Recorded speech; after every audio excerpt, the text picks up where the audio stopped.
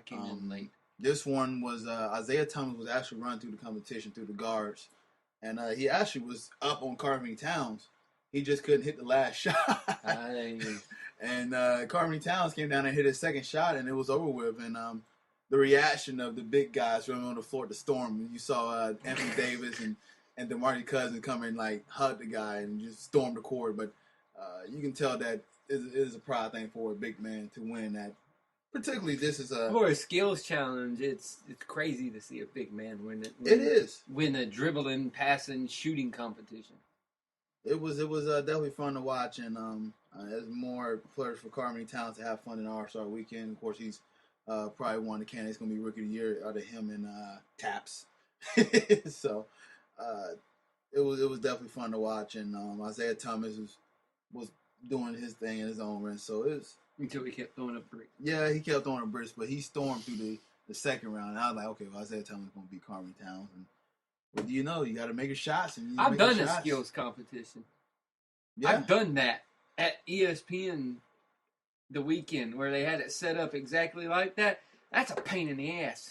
Oh, it's not. It was not fun at all? Or it was a pain in the ass. Did you win? Yeah.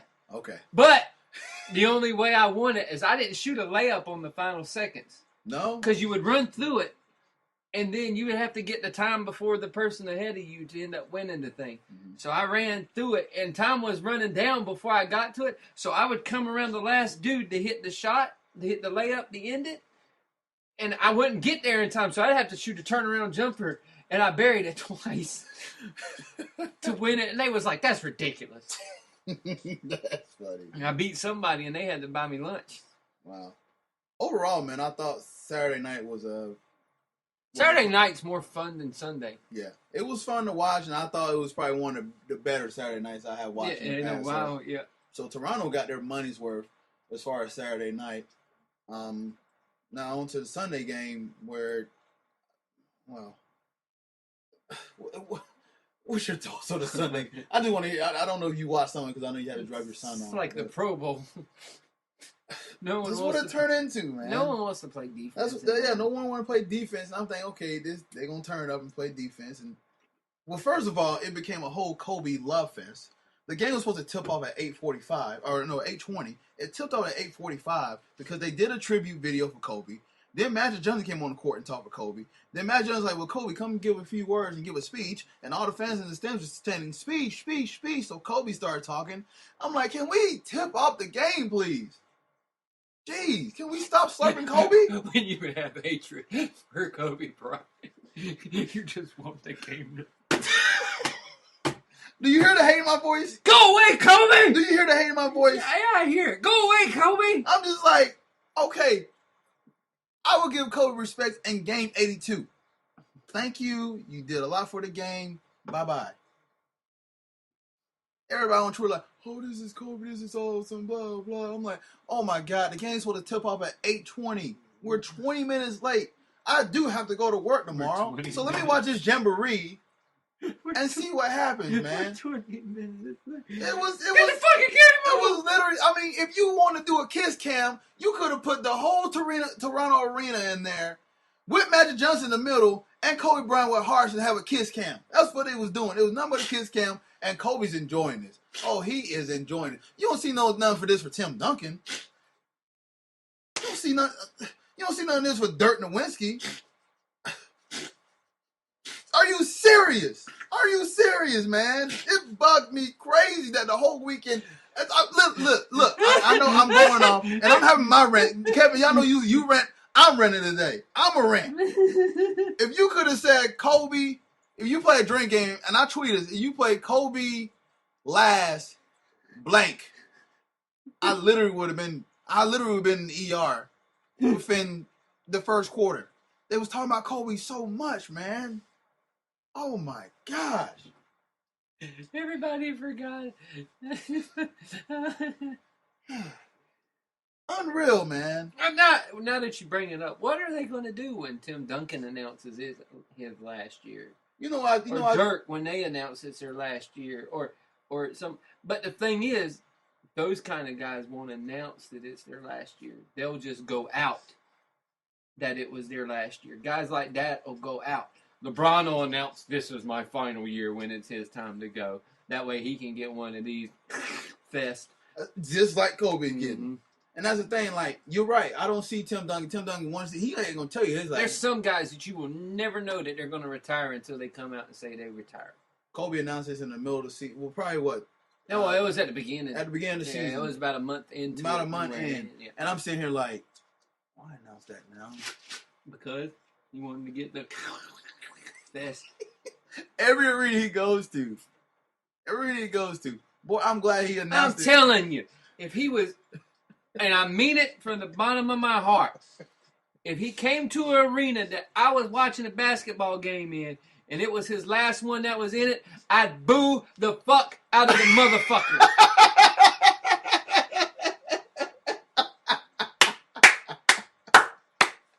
I'm not cheering. I'm not clapping. I'm not doing anything.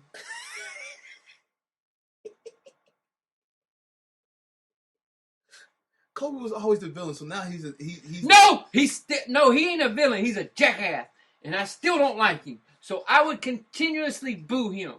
Well, you don't respect his game. I don't look. Don't have to respect anybody's game to not like them. Just because I don't like them doesn't mean that I do not respect their game. People that say I don't respect LeBron James's game on Twitter. Oh, sorry. Just because I don't like them doesn't mean that I don't respect their game. I respect anybody that has that type of talent's game. I'm just saying, I don't like him. I'm with you. I don't like him. I'm with you, man. I don't like him as a person. I can't stand Kobe, dude. I just don't like him. I don't like some of his antics. I don't like some of the stuff he does. I don't like him. So you know what? Y'all all clapping. Hey, God. Boo.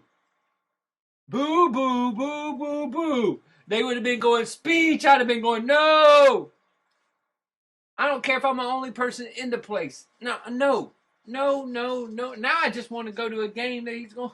But I think he's already played all of them on this side. Yeah. So I just wanted to go to a game. That way I can, boo. My buddies that I work with want to go watch them play the Pelicans. I said, I go, but I'm not going to cheer. I said, I'm sitting there. Listen, I know his history because I like basketball. I'm going to watch him and respect him for his talent, which he definitely living on one leg as of late. So, I mean, he's just shooting just unridiculous. And it's, to me, I don't know how he got... Phenomenal basketball player. Should have went out years ago. Yeah. Yep. Should have went out years ago. Because like I said about Peyton and all the rest of them, it's sad to see a guy go out when they play like garbage. Yep. You don't want to remember people like that. No. You want to remember them for all the good they did and not garbage. You don't want to remember Michael Jordan in a Wizards uniform. No. You don't want to remember Hakeem Olajuwon in a Toronto Raptors uniform. Oh my gosh. You don't want to remember Charles Barkley in whatever uniform he wore last. Houston. No. Houston. Yeah, well, Houston. Houston. You don't want to remember Patrick Ewing in Orlando? No, you don't want to remember Patrick Ewing at all anyway. All right. It's another guy I can't stand. Yeah. On to the game, man. I know it's not much to watch because it really was a blowout. It was Don Klopp's three-pointers. That's all it was. To me, now, is it hockey that does something like this where if you win the game that they get home field? No, it's basketball. Or baseball. Is it baseball? That's what it was. That's why I can't remember. Yeah, the whichever league wins it, they get home field for the World Series. That's what I think they should start doing for the basketball. Because they do this in the middle of the season.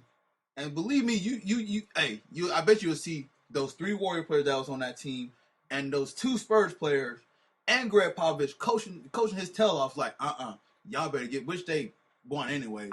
But still, man, you would have seen a different type of game if it was up for grabs. Mm-hmm. Even for the East. LeBron, you tell me LeBron wouldn't play his tail off?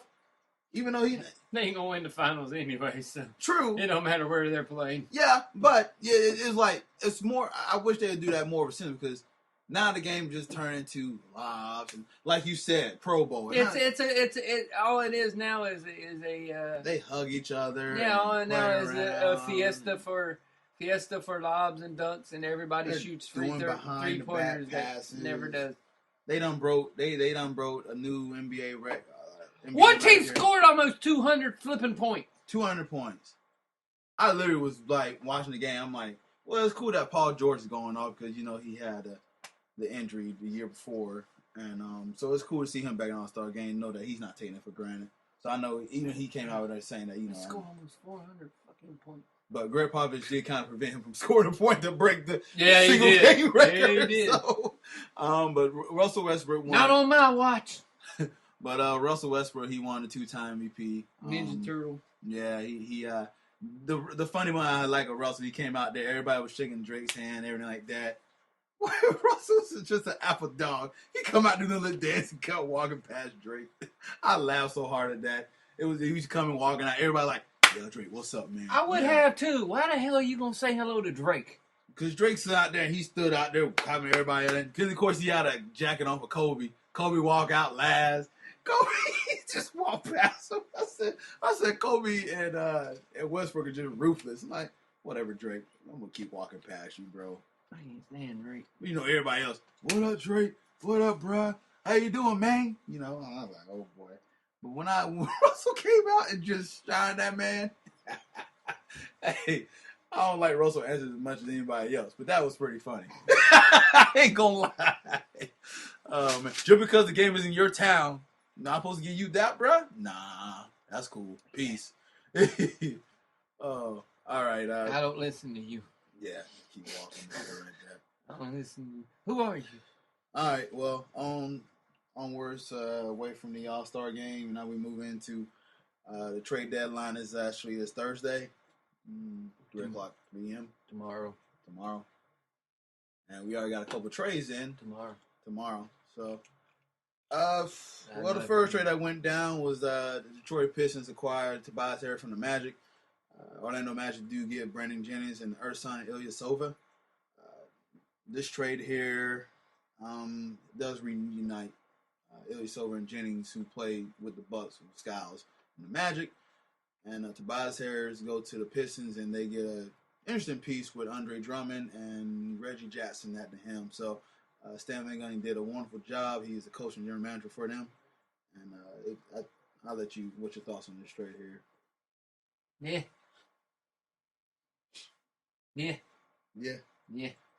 Tobias is a forward that he brings you versatility at both positions. I'm just mad you don't get to yell at him no more. I like this trade for the Pistons. David Harris! I like this trade for the Pistons because I felt like that he was misused by Skiles. Tobias is the one. Look here, everybody on the damn Magic has been misused by Scott Skiles at one time or another this year. Scott Skiles has been, I'm going to say it, not very good so far this year at head coaching for the Magic. But it definitely showed more with Tobias Harris. Tobias Harris, to me, he's one of those guys that operate from the mid post and the wings, and he's also a great. Don't say wings, just mean. Man, will you stop taking these messages and making you hungry? Sorry, man, I forgot to get you some Popeyes. But wings. But I like this move with Tobias. Tobias needs a fresh start, and he wasn't part of the core, and it's opened up more time for Aaron Gordon and Mario Hezonja. So I know everybody look at the trade like, oh, well, they get Jennings and Ilyasova. Well, Jennings does aspire this contract, and Ilyasova does also. He's got a player option.